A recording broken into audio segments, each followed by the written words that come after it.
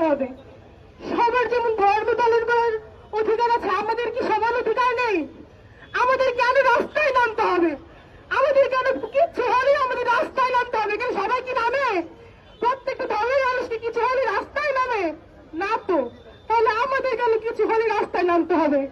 এখানে বিভিন্ন বিশ্ববিদ্যালয়, শুধু আশেপাশের জেলা, অনেক চারপাশ থেকে অনেক মানুষ আমরা এখানে উপস্থিত হয়েছি শুধু এই একটা কারণেই যে আমাদের গ্রামকে অপমানিত করা হয়েছে।